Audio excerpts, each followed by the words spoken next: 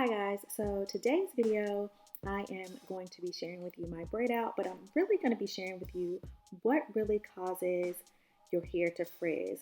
But I'm going to do that as I take down my hair, and I use the main choices pink lemonade and coconut curl boosting sherbet. So yeah, so I stretch my braids, and these are like 4 days, and I'm watching a girl named Lauren, catching her replay. She does Hair Day Lives every Sunday at 1 p.m. It was 5 in the morning when I recorded this, before my work from home responsibilities. So yeah, so this is a voiceover and I'm going to get right into it. So what really causes your hair to frizz?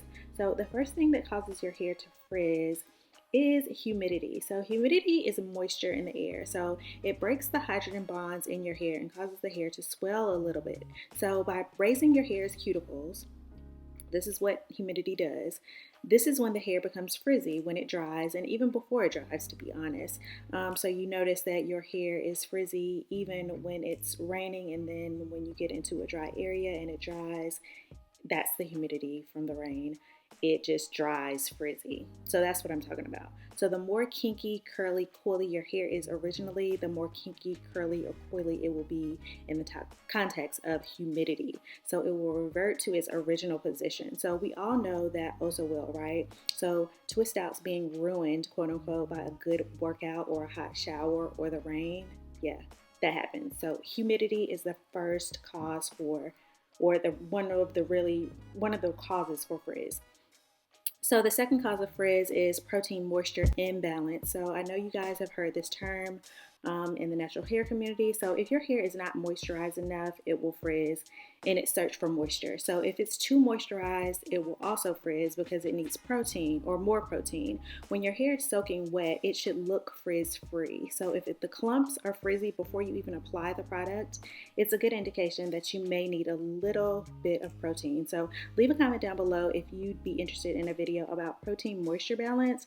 I'm no scientist, but I have some knowledge and general thoughts on how to create that balance to minimize frizz. So number 3, using the wrong products, period. This will take trial and error, and unfortunately, but you don't have to break the bank to figure this out. However, you will have to spend some time doing some YouTube research, as I call it, on products and what products generally work with your hair type or characteristics. So look at look at influencers who have your hair type, look at multiple ones. So don't just look at one person and just do what they say or do what they get the products that they use. Look at people whose hair responds the same way to similar products. So if you knew your hair responds the same way to this main choice sherbet that I'm using, you can probably guess that another product that I use, if I have the same ideas or thoughts about that product, if I use a different product, it's kind of safe to say that it may work for my hair too. So that's what I mean by research the product. A general rule for products is sulfates tend to dry out your hair, and many shampoos contain sulfates. So also silicones tend to coat the hair to give it a smooth feeling, which you think that it will eliminate frizz, but it also causes buildup. However, silicones can only be removed with sulfates. So it's kind of a catch-22 with using silicones, right? They feel good but cause buildup, and you'll have to use a harsh stripping shampoo to get them out. So legit, I use both silicones and sulfates. So not all the time, but everything is okay in moderation, in my opinion, right? So again, this natural hair journey, you'll have to trial and error this thing out. But once you know what works for your hair, and just stick with what you know until you have a desire to try something different. Just understand that every time you try something different, it could be a potential fail or a potential success, keeping the glass half full, right? But just be open to the process and don't get discouraged by fails.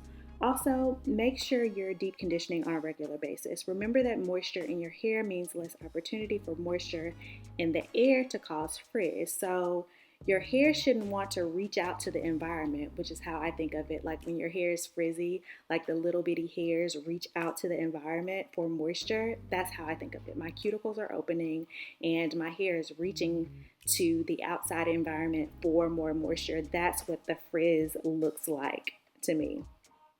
So your hair shouldn't want to reach out to the environment, aka humidity, to obtain its moisture. Put the moisture in it yourself by styling on wet damp hair and making sure you're using the right products for your hair. Also, another key tip, using firm holding styling products and know when to avoid humectants. That's another whole topic for another video. I love humectants, but leave a comment down below if you'd like a video on humectants. Number 4, what really causes frizz, or what really causes your hair to frizz. Number 4, applying products incorrectly. So with curly hair, you should be applying your products to soaking wet or really damp hair, period. Simple, short, sweet. Everybody knows that, right? Because if you're adding products on already dry, frizzy hair, the cuticle is already raised. It's already your your hair is already trying to reach out to the environment, or just being frizzy, period. And you're trying to slick down that frizziness with a product that doesn't even seem like it'll work, right?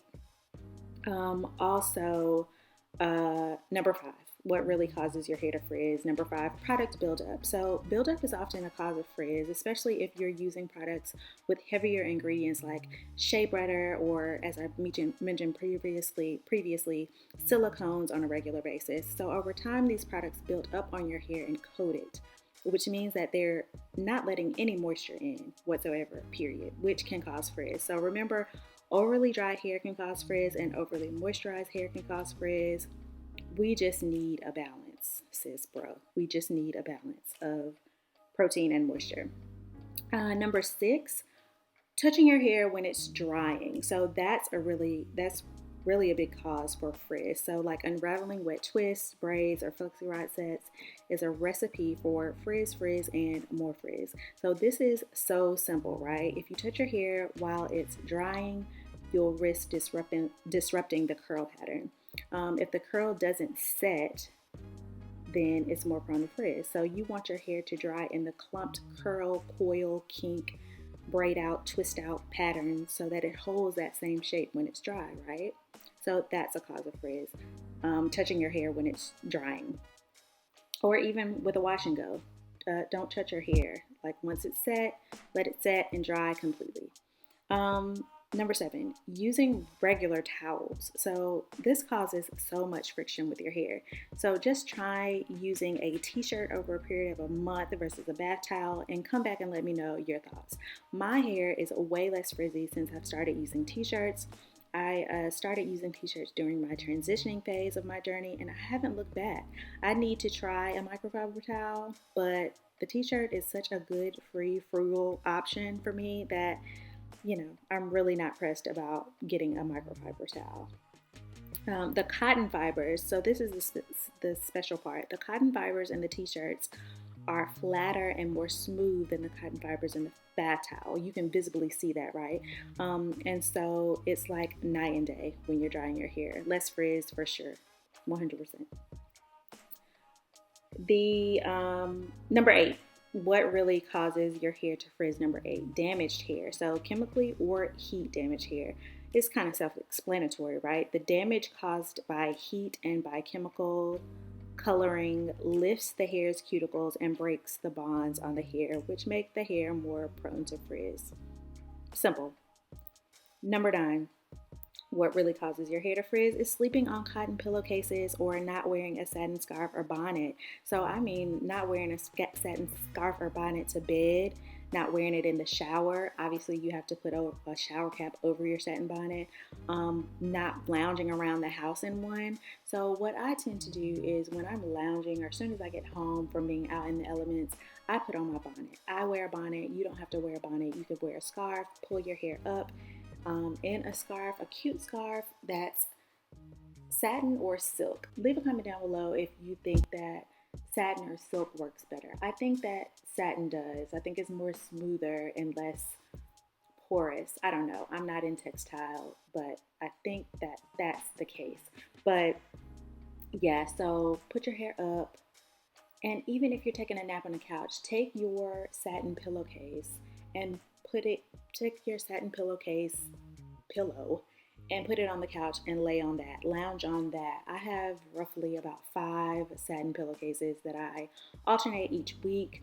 I wash them each week with my laundry so I won't, get acne from the oils on my hairline, because I still do wear a bonnet. Like, as soon as I get in the house, I wear a bonnet. I know I'm rambling and saying this over and over, but I put on a bonnet as soon as I step in the house. Or you can put your hair up in a cute turban, like the satin lined turbans that I have a video on that I'll link in the cards or in the video, or in the link down below.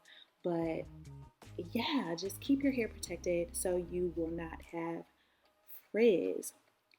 And the last tip, what really causes your hair to frizz is brushing your hair. So yeah, we don't do that, right? Every kinky, curly, coily, textured hair girl or guy knows this will cause the ultimate frizzy mane, right? Don't do it. If you don't want frizz, only brush your hair when it's wet, period. Like when you're styling it initially after washing it, period. Sometimes you may want a frizzy fro though, so by all means do that.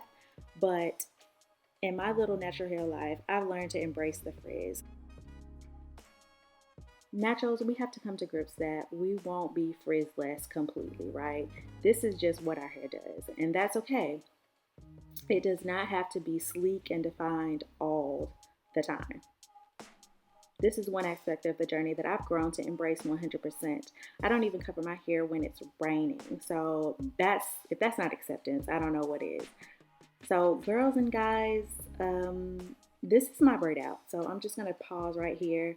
This is my braid out. It's a little frizzy on the ends. I think my hair turned frizzy because I used the steamer to style my hair. So I used it to pre-poo, I used it to deep condition, and I just was loving it, and I used it to style my hair, which I don't believe I should have. So a little frizz, I embrace the frizz, I don't care about the frizz, but this is my hair after a braid out, first day hair, braid out. So I embrace the frizz. Leave a comment down below on how you combat your frizz, how you feel about your frizz, or if you've accepted that there will be frizzy days in this natural hair game. Either way is fine. Just wanted you to share your thoughts on frizz. So this is a no judgment zone. If you like frizz, if you don't like frizz, if you like your hair defined like this, I don't care about. I love how my hair looks, but there is frizz. You can visibly see frizz. So thank you so much for watching. I'll still, show you my hair and just keep watching.